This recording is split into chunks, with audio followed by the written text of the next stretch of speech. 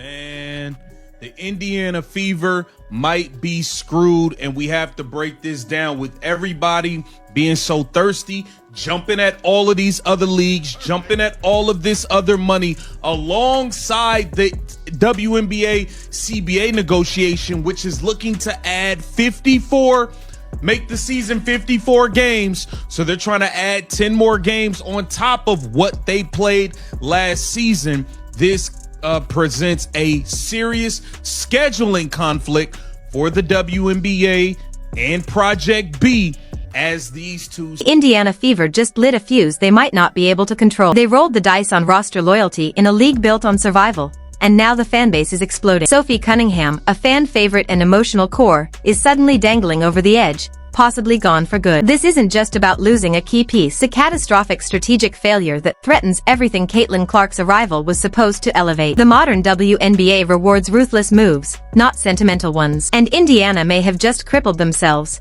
turning supporters against them while compromising the future. Front office remains stone silent as the fallout continues to escalate. This is far uglier than anyone expected, a full-blown franchise nightmare in motion. Now this is a problem.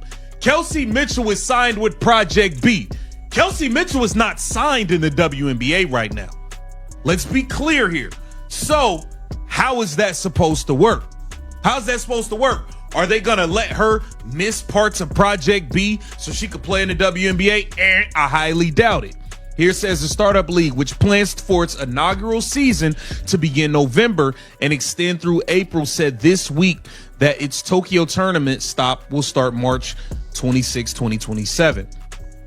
Now, check this out. Here it says, let's get to the meat and potatoes, man. The root of the chaos lies in the WNBA's dragged-out CBA negotiations, which have effectively hijacked the entire offseason and brought league operations to a standstill. With business frozen, the Fever are stuck, unable to pursue key roster upgrades when they need them most. No free agent offer, no contracts, just uncertainty as vital players remain suspended in limbo. This delay compresses the transaction window and ensures that once the freeze lifts, teams will be forced into frantic, risk-heavy decisions that could spark even bigger disasters. This isn't just an annoying delay. It's a tactical crisis for a franchise that desperately needs to capitalize on the momentum and star power it just gained. Potatoes. Boom. According to a source familiar with negotiations, the WNBA is proposing an increase from 44 games to 50 to 54 games in the new CBA. The league's proposed start date for training camp is as early as mid-March, with the finals ending in November. A number of league sources expressed confusion over a potential mid-March start date, questioning how training camp could overlap with the NCAA schedule and what the expectation would be for rookies. Training camp started April 27 last season. One of the most urgent flashpoints is the WNBA's aggressive push for a new schedule format. The league is demanding an expansion to 54 games, a massive jump of 10 more contests, and an unprecedented early start, with training camps potentially kicking off in mid-March. This overhaul creates a direct collision with competing basketball obligations, most notably Project B, a rival league where Fever star Kelsey Mitchell has already secured a lucrative deal. The conflict is inevitable, forcing players into a brutal either-or scenario and setting the stage for a roster emergency in Indiana that could reshape the franchise's entire season. Project B and the WNBA seem to be on a collision course. Now, even if they don't start in March and they start the season later, Project B, they're still gonna bump into Project B's schedule. How's that gonna work when you got players under contract in the WNBA and signing to Project B? How's this gonna work? There's going to have to start being some sort of exclusivity in these deals to where you can't play in this league. You can't play in that league. That's what it's going to have to be, or else it's just going to be a big issue. Here it says on Sports Illustrated, Indiana Fever face big decisions once WNBA CBA is done. Kelsey Mitchell's commitment to Project B has become a ticking time bomb for the Fever, with her contract locked in for the new league's Tokyo stop scheduled to begin March 26, 2027. The WNBA's proposed March training camp start date lands in direct conflict, creating a showdown with no clean escape. Will the Fever pressure Mitchell to abandon key portions of Project B, or will Mitchell prioritize her Project B contract and potentially sacrifice critical WNBA availability? This isn't merely a scheduling conflict, it's a clash of loyalty, money, and contractual power that threatens to fracture the Fever's roster before the Illustrated, Indiana Fever face big decisions once WNBA CBA is done. WNBA business is on pause amid CBA negotiations, but the Indiana Fever must prepare for when the floodgates open. Now, here it says the WNBA CBA negotiations have hijacked the offseason with league business put on pause until a new deal is done. Now, we all know everything is on pause right now, right? They wanted to send out free agent offers. They said, nope, don't send out nothing. We're not going to sign anything, all of this stuff. Now, we only got Michaela Timpson, Caitlin Clark, and Aaliyah Boston under contract.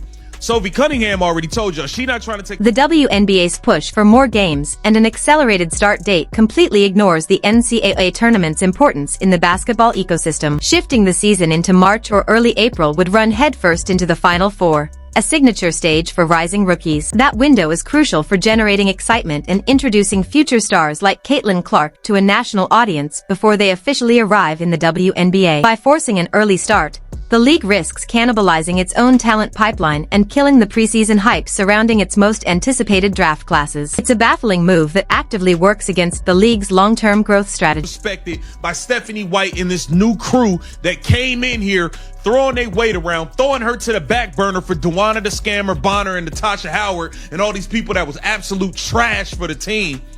Throwing her to the back burner just for her to show up and save everybody's ass again. It's a core four, not a big three. Lexi Hall is a part of the Caitlin Clark, Aaliyah Boston, Kelsey Mitchell core, and she needs to be treated as such.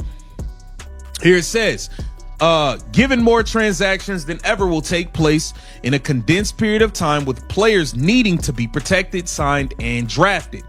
Okay, to expand. Adding to the turmoil, the looming expansion draft threatens to gut the roster even further. Just last year, Indiana lost TMI Fagbin Ladd to the Golden State Valkyries, and this time the rules are even more punishing. Instead of protecting 6 players, teams may only be allowed to shield 5, shrinking the safety net and magnifying the pressure on Indiana's front office. Now they must make brutally difficult decisions about who stays and who becomes expendable. The risk of losing a vital contributor for nothing is a brutal setback for a franchise trying to construct a championship core around Caitlin Clark. Wind up back with the Fever regardless. Now, if you don't protect Sophie Cunningham, you're running a risk.